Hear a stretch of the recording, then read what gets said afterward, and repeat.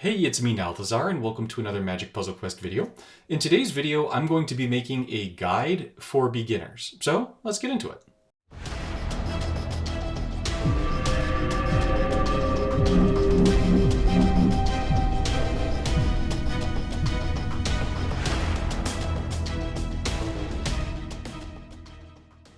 There are a lot of layers, there's a lot of things to know about Puzzle Quest. This game has been out for 10 years at the time of my recording this video. So there's a lot to unpack here. I'll try and make it succinct. I'll try and hit all of the different bullets that I feel like are important. If at any point you're watching this, you're a newer player, you've got some questions, go ahead, throw them in the comments. I respond to all the questions that are left on my videos. I may not respond that day, but I will respond as quickly as I can. Now, in this video, I'm going to be going over 5 things. I'm going to be going over the resources, what they are, how to use them, all that goodness. The Planeswalkers, which are our playable characters. The cards and the packs, what to go for. The events, what to play. And finally, the community, what to join. So I feel like if you understand those things and you know what to do with them, you know where to go, then you'll be successful in this game. This brings us to the first thing. What are the resources in Puzzle Quest? Well, if we look at the top of our screen, we've really got 3 resources to be aware of. We've got mana runes, we've got mana jewels, and we've got mana crystals. The simplified version of all of these is that mana runes are your experience. They are what are going to enable you to level up your planeswalkers. Mana jewels, the pink ones, the purple ones, we call them pinkies, are what you use to target specific high rarity cards. And finally, the mana crystals, the yellow ones, those are going to be what you use to buy new things. Planeswalkers, cards, event entry, etc. So if you just think of them as 1, experience, 2, targeting specific cards, and 3, buying stuff, that's in a nutshell what you need to know about those resources. You can get all of these resources just by playing the game. The mana runes are the easiest to get. You get them for everything that you play. And there are a lot of events that wind up giving you additional mana rune rewards as well. Furthermore, we have a new quest system, and that quest system is going to give you more runes for a lot of the different quests as you complete them. So you just play whenever you want. You play events, you play matches, you're going to get those runes. You'll use those runes to level up your planeswalkers. You can also get those runes by opening packs. Whenever you get duplicates, you get mana runes as well. There's a kind of added bonus, which is when you get duplicates, there's actually booster crafting, which lets you try to craft a specific rarity card from a set. And so you will actually get these booster crafting orbs from getting duplicates as well. So you'll get an equal return for the runes into these orbs, with the exception of the newest sets, and those give you a little bit more runes. It's actually 50% more runes than you would normally get for the newest set, but that doesn't mean that you get bonus orbs. The orbs, these are things that take a long time to accumulate, so I wouldn't worry about them too much as a newer player. With that said, as you do wind up collecting these booster crafting orbs, I would suggest that you just generally either A, keep tabs on the content creators. At the moment, we've got Paladin Robin, we've got Main Loop, we've got Gaussmaster, we've got myself, Nalthazar, all making YouTube videos. There are some up-and-coming YouTubers as well, so just keep an eye out for them, and you can check in on some of their videos, see what kind of represents the meta, or you can join communities and ask them for what they would recommend you try and pull for from these booster crafting, the booster crafting orbs. Now, back to the runes. You'll notice if you go into any event and you select rewards, and then you select whatever tier you're in, I'm in Platinum, that means I've mastered enough cards to be in Platinum, that we have rewards. And in those rewards, there's going to be a lot of mana runes. Furthermore, when you complete a match, you're either going to get somewhere between 50 and I want to say 250 runes for every match that you complete, so you will be able to go ahead and pick them up as you're playing the game. As for mana jewels, those are a little bit trickier to get. There are fewer events that have jewels than there are events that have crystals and runes. Jewels are gotten through specific events. You get them typically a little bit at a time, and so those are things that you're going to want to collect over time. In terms of using these mana jewels, you've really got 3 options that you can use them for. You can go into the shop and you can either look at a set's vanguards. The vanguards I would strongly recommend against getting as a newer player, or you can scroll all the way down to the bottom where they have something called elite packs. These elite packs are going to enable you to target specific high rarity cards, so the elite collection. Now there's two different kinds of these packs. We've got the rare plus packs, we've got low battery packs, don't go for those. No, but we've got the rare plus packs, we've got mythic plus packs. You don't want to go for the rare plus packs, ever. Those are awful. Don't do it. The rare plus packs can have duplicates. If you look at the mythic plus pack, you'll see that it is mythic to masterpiece cards only and guaranteed non-duplicates. Non-duplicate cards are a big win in this game. Really, any collectible card game, if you have a way of getting guaranteed non-duplicate cards, then you should absolutely be going for those guaranteed non-duplicate cards. Similarly, with the booster crafting orbs, with your mana jewels, you're going to want to target specific mythic and or masterpiece cards, and you're going to want to only pull from the pack of those mythic and or masterpiece cards that you're targeting until you get them. If you're not sure which ones to go for, follow the same rule of thumb that I gave you for the booster crafting orbs. Ask people in your community, ask for help, and there's people that will answer you and give you ideas for what it is you should be pulling for and which of these elite packs you should try and get. Keep in mind, if you look at the bottom, it says next rotation, 3 days, 8 hours left. These packs rotate every single week, so they are not always in the shop. They are going to be rotating. So if there's a specific card that you want and that card is not presently in the shop in an elite pack, don't worry, it's going to come back around. As for mana crystals, these ones you're going to want to be careful with. In terms of buying packs, the newest set is always the most expensive at the moment. So the newest packs are going to be 320 mana crystals to get the premium packs. We've got premium packs, super packs, and booster packs. They've all basically got the same odds per pack for getting cards. However, the premium packs are going to reward you with a bonus rare card at the end. So, my personal opinion, always try and get the premium packs. Never go for the regular boosters, never go for the super packs, only get the premium packs. You're getting more cards that way because you're getting bonus rares, and the rares in this game tend to be fairly playable. So as a newer player, you want to be increasing the size of your collection, and so going for these premium packs is going to be the way if you're buying these packs. Now, at the moment, this Tarkir Dragonstorm set is the newest set, so the premium pack is 320 crystals.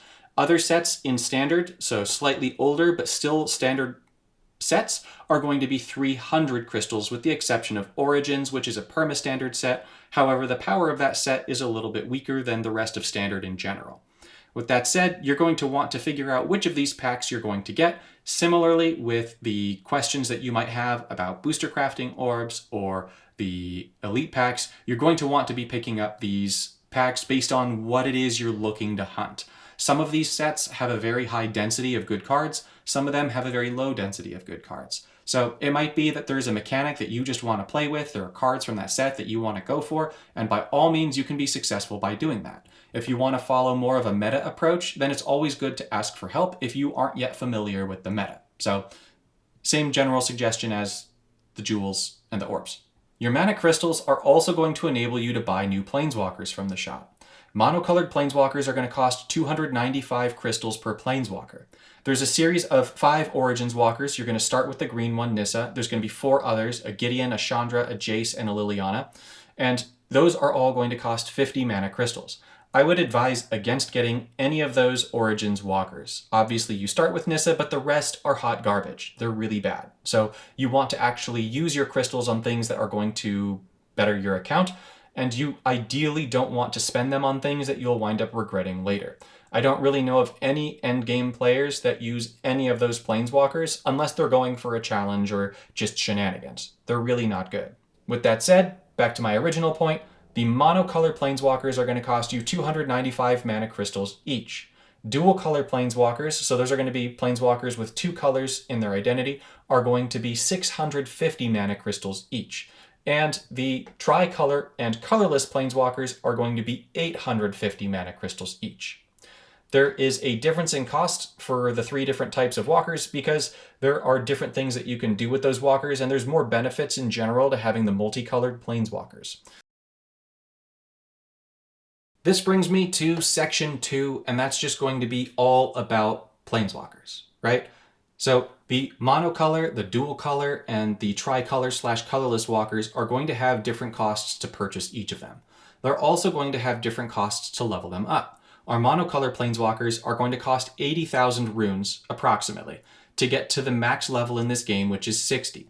The dual color Planeswalkers are going to be costing you approximately 160,000 of those mana runes, so double that of your monocolor walkers. And your tricolor walkers, along with most colorless walkers, are going to cost you 320,000 mana runes to get to the max level, which is 60. There are some of the colorless walkers that cost 80. There's some of the colorless walkers that cost 160. However, as a general rule of thumb, if you're looking to get a tricolor or colorless walker, you want to budget for 320,000 runes to get that planeswalker to the max level. This means that as a new player, it's nice to get a few of these monocolored walkers because they cost A, less crystals, and B, less runes to get to level 60. You are going to want to try and get your planeswalkers to level 60 as quickly as you can because unfortunately the matchmaking in this game is pretty bad. So like I made a new account and my level 1 planeswalker was getting matched up against level 60 planeswalkers. So you are going to want to try and level up your planeswalkers as you get that chance. With that said, there are specific planeswalkers that are definitely better for newer players, and so you should be keeping an eye out for those planeswalkers.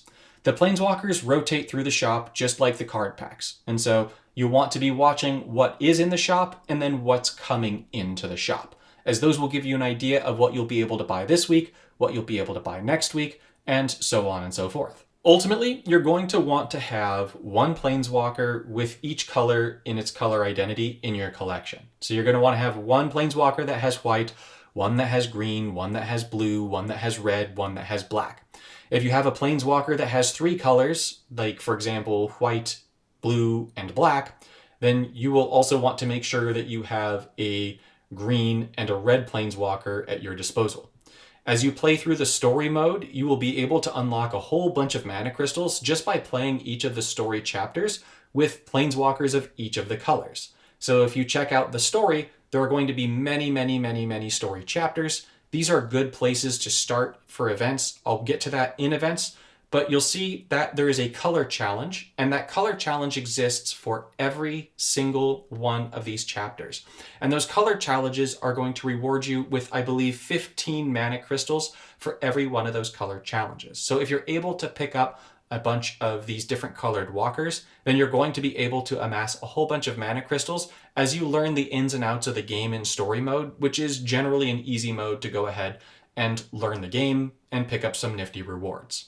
Now, as for which of these planeswalkers you should target at the beginning, a few of these walkers really stand out as being very good with limited collections. Now, if you wind up looking at one of the tier lists that are out there for the different planeswalkers, maybe it's mine, maybe it's Gauze's, you'll notice that there are going to be some planeswalkers that are going to be higher up on the tier lists, but aren't necessarily going to be planeswalkers that I would recommend for you as a newer player. That's because some of those walkers really excel when you have some of the better cards. And so they're either going to have a higher ceiling.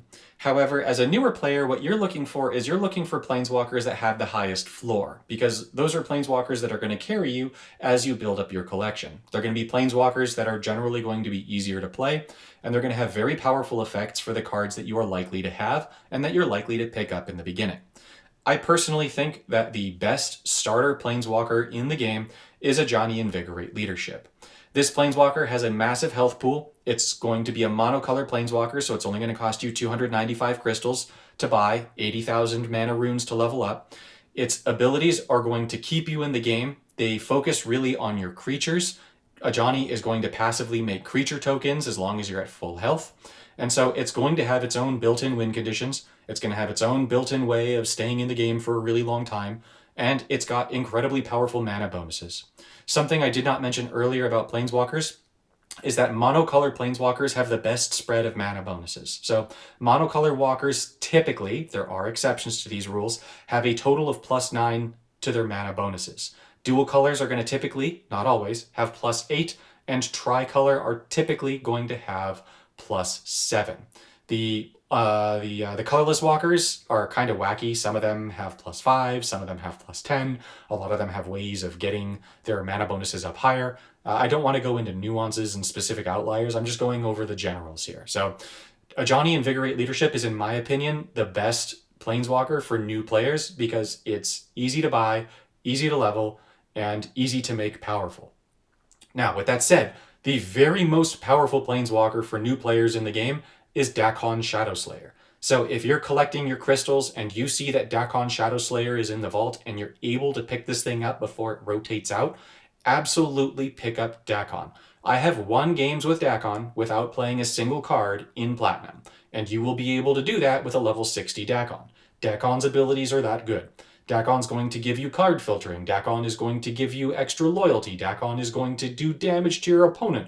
Dakon's going to be able to get rid of your opponent's stuff and give you free things from your graveyard, along with giving you a way to buff your creatures and get rid of your opponent's creatures every single turn. In short, Dakon does everything. The reason why I have a Johnny over Dakon for new players, though, is because Dakon is going to cost you 850 mana crystals, which is tremendously expensive, and it's going to cost you the full gamut to level all the way up to level 60 of 320 mana runes. That's not to say that that's impossible for you to get, but it is quite expensive, and it's harder for newer players to get there. With that said, if you can get this, this is the best new player Planeswalker. Beyond Dakon, if you're looking for some other really powerful Planeswalkers with very high floors, I love Garruk Cursed Huntsman for new players. This is not the best green-black Planeswalker. The best green-black Planeswalker is called Grist, the Plague Swarm. We at the moment have 2 Grists. If you choose to go for Grist the Plague Swarm over the Garruk, that's fine. They're both going to win you games very easily, and they're able to win you games off of pretty much their abilities alone. Grist gets rid of supports. Grist destroys cards from your library and brings back creatures for free, and Grist's going to be able to turn yours and your opponent's graveyards into a bomb that's going to heal you and create a bunch of insect tokens that will enable you to defeat your opponent. Garruk, on the flip side, is going to make a whole bunch of doggo tokens, and those doggo tokens are going to be able to buff up pretty quickly. Garruk's second ability destroys creatures, gives you life, draws you cards. Garruk's one of those walkers that kind of just does everything and can win you games off of just his abilities alone. So similarly to a Johnny and Dakon, they're going to have tremendously high floors. They're going to give you, in this case, multiple colors because they're green and black.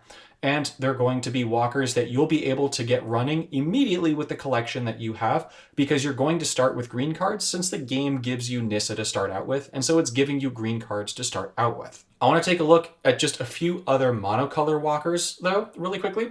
One of them is Jace Reawakened. I think that Jace Reawakened is probably the best mono-blue planeswalker in the game for newer players. Jace is able to get you additional mana in your hand. Jace has amazing removal for very cheap loyalty, and the second ability, Memory Reversal, for 9 loyalty, where you're getting rid of supports and creatures from your opponent's side of the field. And then the third ability is able to just win you games by bombing your opponent and doing damage. So this Jace is very good, as it's going to help you stay in the game, and it's going to help you win games. Jace Reawakened, very good for new players. The last sort of great new player walker that I want to point out, with ultimately one honorable mention, is going to be Wrenn and Realm Breaker. This planeswalker is very easy to pilot with the starting collection. All you need is Gather the Pack, and you're going to be getting Gather the Pack very quickly just by playing the game, playing through story mode. You're going to get Gather the Pack. That's going to enable you to throw creatures from your deck into your graveyard. And then Wrenn and Realm's third ability is going to create rich soil tokens that are going to make it so that you bring cards back from your graveyard with a ton of reinforcements and haste. This planeswalker just wins games. Wrenn passively makes it so that when you're making non-green gem swaps, you're going to wind up converting gems to the most present color on the board and increase your mana bonus for that color that you're converting. And so Wrenn is able to generate a ridiculous amount of mana. Wrenn is going to be able to give you recursion through the third ability, and Wrenn's going to be able to get to those abilities very quickly because Wrenn's going to be passively converting things, along with a very easy win con that you only need Gather the Pack, which is a card you'll have, to be able to make function. So ultimately, as you're looking at your new planeswalkers, those are the ones that I would recommend. I would recommend a Johnny, I'd recommend the Jace, I'd recommend either Grist or Garruk or Wrenn, and I would recommend Dakon. With that said, you'll notice that there's a very noticeable void in red. Red is a very difficult color to build around in Puzzle Quest without great cards. And I know there's going to be a lot of differing opinions on this one, but just my opinion for new players is that Koth of the Hammer is the easiest red walker to pilot.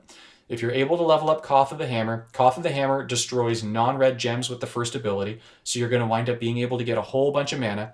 The second ability gives you pseudo removal using your creatures by buffing them up and giving them Berserker, which lets them attack your opponent's creatures.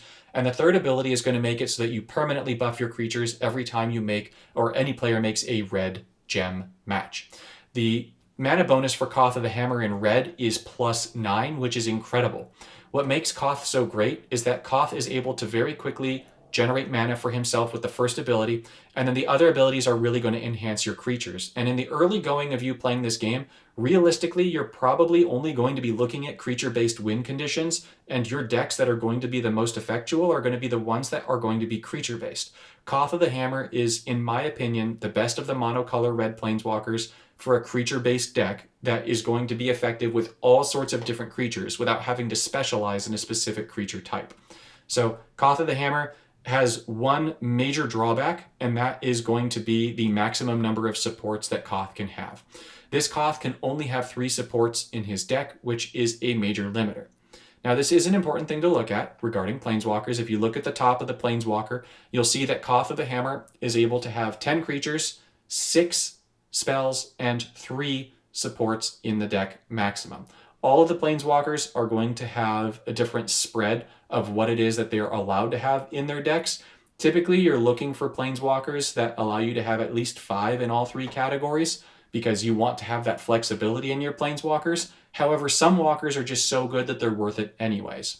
That Grist I pointed out earlier only allows 4 supports and is still arguably the best Planeswalker in Standard, so it's not a hard rule, but it's just something that's worth keeping in mind. With that, if you target those walkers, you'll ultimately wind up getting yourself a walker of every single color in their color identity, and that will enable you to really push through the story and make a whole bunch of goodness work.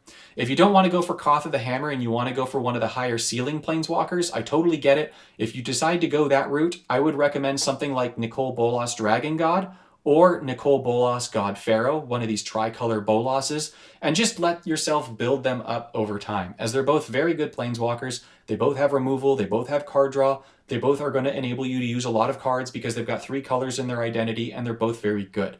In terms of if you like Bolas God Pharaoh or Bolas Dragon God better, it's really just up to your playstyle, and if you'd rather have a cheaper way of drawing cards, or if you'd rather have a cheaper way of removing creatures. My last note on Planeswalkers is I would avoid buying multiple monocolor Planeswalkers of the same color until you at the very least have a Planeswalker for every color, because you want to make sure that you're representing all the colors. You'll notice I didn't give a mono black Planeswalker, and that's because those are all very card. They all require cards specifically to be great. The best mono black Planeswalker in the game is Liliana of the Veil. However, she needs cards to really function. With that said, she's able to pilot really easily. She's able to be incredibly powerful with even just commons and uncommons, but you do need to have specific commons and uncommons for her to be great. So I wouldn't recommend picking her up first unless you have a bunch of cards that are going to discard your opponent's cards and destroy their library, as that's really what's going to make this walker tick, as she wants things to be thrown into the graveyard every turn. Okay, let's move to section 3. Cards and packs. Which cards and packs should you go for? How should you do that? Now, I've given a little bit of a brief overview on how I would recommend doing that, but you're going to ultimately want to target standard sets, not legacy sets. If you take a look at the screen, you'll notice that any set that is legacy, I'm going to use my mouse for this, is going to have this sort of bluish banner on the side to show you that that is a legacy set. So all of these sets with this little bluish banner next to them are all legacy sets. Do not spend your mana crystals on buying any of the legacy sets. If you wind up playing legacy events to pick up some legacy cards, that's fun, that's great, that's fine, go for it. But don't spend your crystals on legacy, because the majority of the events that you're going to wind up playing, at least at the time of my recording this video, are going to be standard. Legacy is not inherently going to have stronger cards. However, some of them are ultimately going to be stronger because there's a bigger pool for you to choose from. However, there are incredibly powerful cards in Standard, and so you will not have a weaker collection by just going for standard packs like this. So you'll notice that we've gone from Legacy here with Innistrad and New Capenna here with these little blue banners, down to Dominaria United, which at the time of my recording this is not a Legacy set. It may be that when you're watching this, it does have the blue banner. If so, that means it's a Legacy set. So don't use the sets that you see here, as these are definitely always going to be standard. However, you do want to go ahead and make sure that you're only buying sets that are standard sets. You'll see that all of these sets here don't have that blue banner, and so these are all good examples of sets for you to be getting, so that you can make sure that you're getting cards that you can use in the most events and that you'll be able to use for the longest time. Puzzle Quest follows the same rotation through Standard that Paper Magic follows. It's a 3-year standard rotation. So a set comes out, and rotations happen in fall. So a set comes out, and then that set is going to be standard legal for a whole year. Next fall, a whole year. Next fall, we've got 3 years, and then it's going to rotate out. So you get 3 years of being able to play a set, and then it rotates. So make sure if you're new to the game that you're not buying the sets that are most likely about to rotate, because they wind up rotating as we go in the fall. So don't get the 4 sets that are about to rotate out. That's my one suggestion. You can go ahead and look at the upcoming rotations. They always happen in fall, at least at the time of my recording this video. So make sure that you're picking up sets that are going to be standard the longest, as you'll have the most run with them.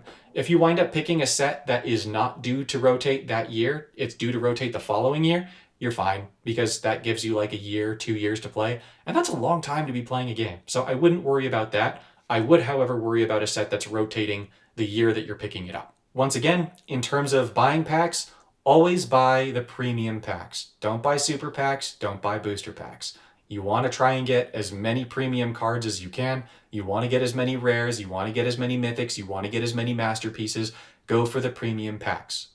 Now, word to the wise about buying packs. If you're a new player, don't buy packs. You want to just buy Planeswalkers until you have the walkers of every single color. The reason for this is because you're going to get a lot of packs as rewards by playing the game. This feels kind of tricky because you're playing a new game, it's a card collecting game, you want to get as many of the cards as you can. And I definitely recommend that you do wind up picking up packs, just wait until you've gotten a Planeswalker of every color. You'll see that most events, as you look at their rewards, are going to give you packs. So as you go through the rewards of the events, a lot of these events are going to give you packs. You'll see that I have some of them claimed, but you're going to be able to pick up a lot of packs just by playing events. So if you just go to play events and you pick up your packs by playing these events, you'll be good. You'll be able to build up your collection. And then when you're ready to go ahead and play more of the game, you've got your walkers, go to the shop, start picking up those premium packs. So that's my recommendation. Only buy the premium packs, and don't buy those packs until you've gotten yourself your Planeswalkers. One last suggestion for cards. There's a specific event. It's not up at the time of my recording this. It's called Plane Chasing Fibblethip. It comes up every few days, and when you play the event, you get a pack of the most recent set. You're able to get some runes. You're able to get some pinkies. However, the really nice thing about Fibblethip, apart from the pack, which is awesome, is that once you've beaten Fibblethip, it's a PvE event, then in the shop, there's a special section where you can buy full art cards. That's nice because there are specific, very meta-relevant full art cards that are going to go into Fibblethip's rotation. There are some masterpieces, there's a lot of mythics, there's some rares, commons, uncommons, but if you target some of the specific, very meta-relevant cards from Fibblethip, I believe it's 400 crystals for one of the mythics. Getting one of those 400 crystal mythics can be game-changing for your account. This may not be relevant for you depending on when you're watching this, but there is a full art version of one of the Rakdoses that destroys something every turn. If you're able to pick up that thing and you're able to put that in your red and black decks, you're going to win a lot of events just because you have that card. It's going to be more powerful for you than even picking up some of the Planeswalkers. So just keep an eye out for Fibblethip. I'd strongly recommend joining one of the communities. I'm going to get to that in the community section, which is section 5 of the video. How to join them, which ones to join, all that kind of stuff. But nonetheless, just make sure you're keeping an eye out for that, because that is something that's worth keeping in mind. This brings me to section 4 of the video, which is events. There are a lot of events every day in Puzzle Quest. On the weekends, we get even more events. So there's a lot of events. It can feel overwhelming. You don't have to play all of them. Play whatever it is you find fun. But as you're looking into these events and you're wondering, okay, which ones should I definitely try and do and which ones should I definitely try and avoid, there's a pretty simple rule of thumb here. If it's a free event to join, try it, give it a shot, play it. If you like the event, keep playing it. If you don't like the event, look at some of the other events. But you'll notice that some of the events have a cost to enter. It's going to cost you some of your mana crystals, those precious crystals to enter. And so before you enter these ones where it has a cost to enter, go ahead and look at the rewards for that event. Make sure that in the rewards, you're getting your mana crystals back by playing the event. Now, I'm in Platinum. Let's say you're new and you're in Bronze, and you look through the rewards. This event is going to cost you 20 of your hard-earned crystals to play. However, you're going to ultimately get 25 back. You're going to get a bonus rare card. You're going to get a bonus pack. You're going to get some jewels and a whole bunch of runes. This is a great event. Revolving Planeswalk is fantastic. Now, this particular type of event rotates. The events rotate pretty much every day. Some of the events last a few days. But as you're looking for which events to play, if they're free, join it. If they have a cost, look at the rewards. There are some events like Trial of the Plains, which run, I believe, 5 times a week. I would not recommend this, just because as you look at it, you do get a pack, but you get no crystals. I would strongly avoid against this, because while the pinkies are nice, you don't really want to be going for the pinkies. And now this one does give 30 crystals, but it costs you 60 to join. So you're spending 30 crystals to join it. Now, I do know that there are some players that do like Trial of the Plains, because when you play it, if you're getting the 30 back, it's like you're getting a pack for 30 crystals. I don't personally like it. It's a legacy event. Just like with the packs, if an event has one of these blue banners, you'll see that this is a legacy event, this is a legacy event, this one is not, this one is not. The Trial of the Plains can be pretty mean, because in going up against legacy decks, you get to go up against the whole spread of evil, and you may not wind up making it to the end of the rewards, and so you may not wind up getting the maximum rewards. So I personally would go through, look for events that you can play that are free, and then play all the free events. Play any event where playing it is going to get you the crystals back.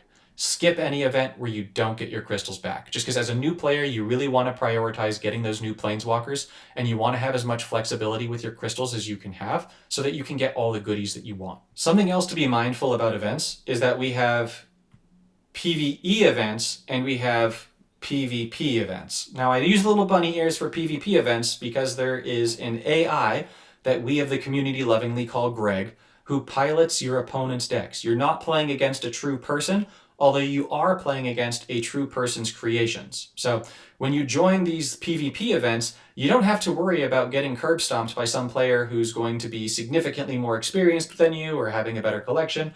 I wouldn't worry about that at all, actually, because you're going against an AI that's actually quite dumbed down. We've gone through different phases of the game where Greg has been super smart and has made some ridiculous plays, but at the moment we're in a phase of the game where Greg is pretty dumb. And so Greg doesn't play the decks very well. Greg always prioritizes playing creatures first and then goes by rarity of those creatures and then goes down in that order. So I wouldn't really worry so much about those. I know that when I was a new player, I was really worried to play the PvE events. You'll notice the difference between PvP and PvE. PvP is going to have this little person, little meeple kind of thing. PvE is going to have these little cards coming out like this, right, on the side. And so in PvE events, it can be kind of intimidating because you'll look at your opponent, and so you go into the event, you look at your opponent, and you go, oh my gosh, my opponent's level 80. Some of them, it's like your opponent's going to be like in the levels like 200s. They're going to have crazy amounts of health.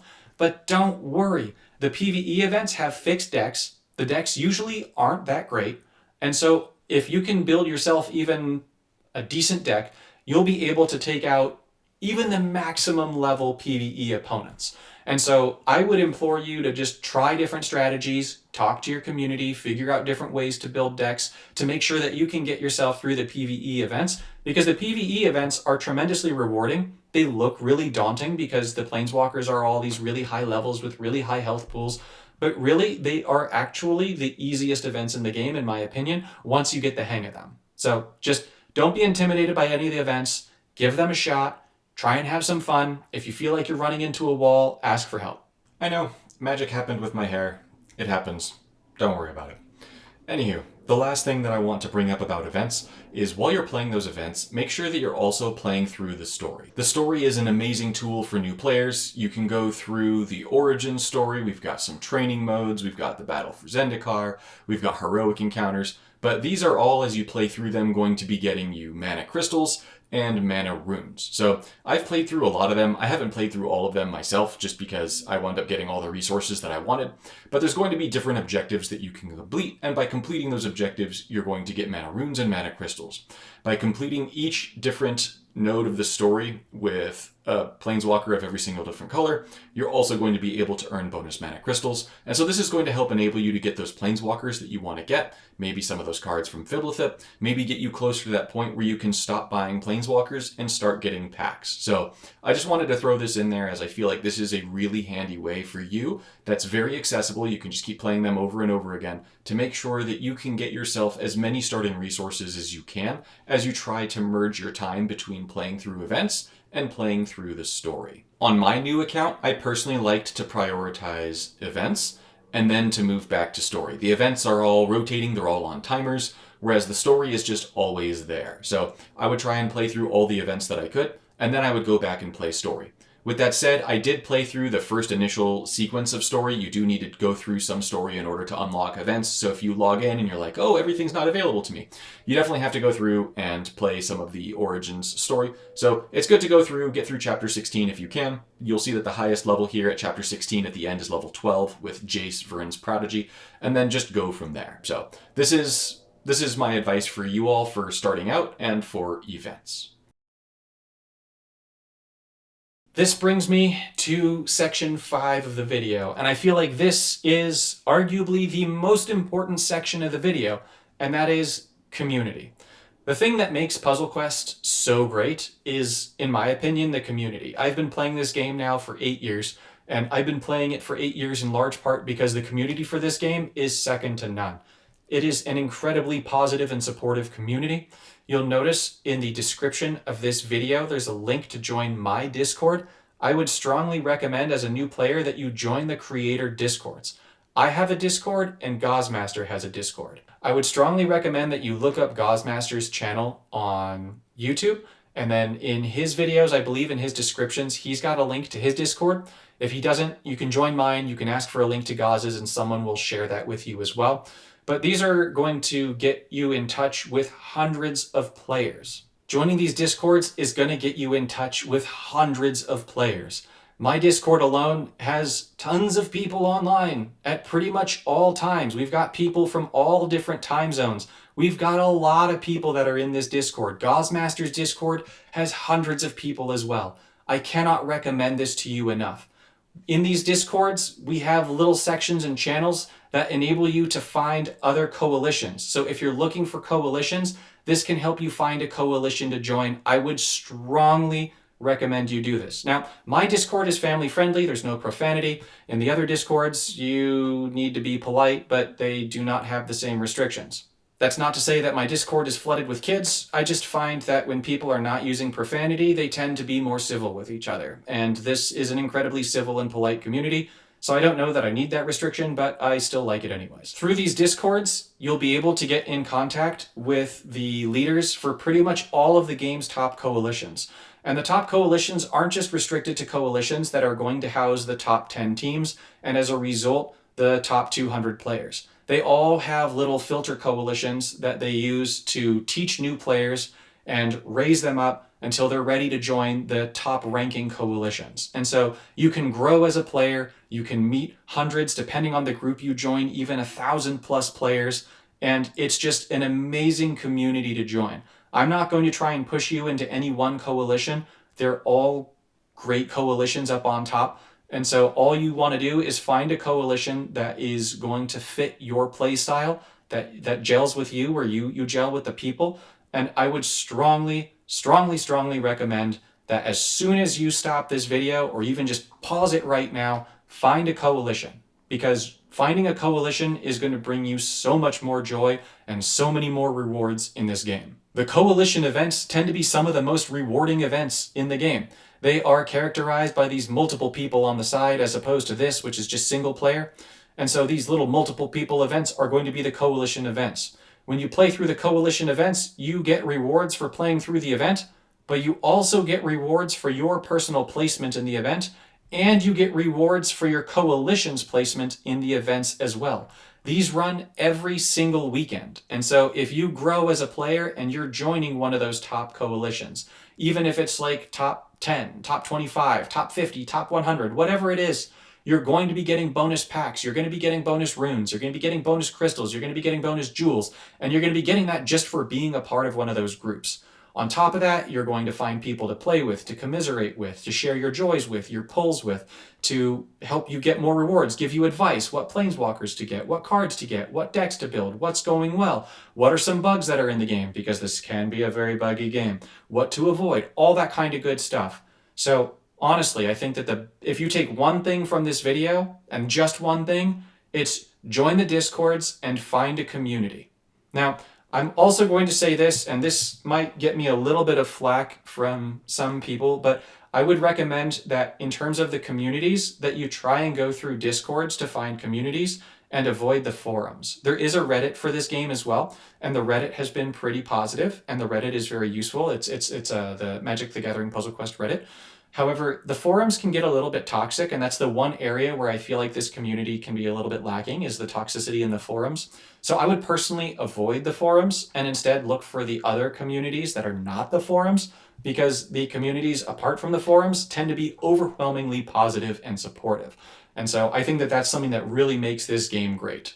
That's everything from me for this video. I'm going to make some subsequent videos that go over a few other very specific nuances for the game. For example, how does the AI pilot decks? Things like that. How to build the best deck with your collection. Things like that. So I'll go over some of those types of things, but this video was really just intended to help you get kick-started and give you an idea of what it is that you should be doing when you start playing Puzzle Quest.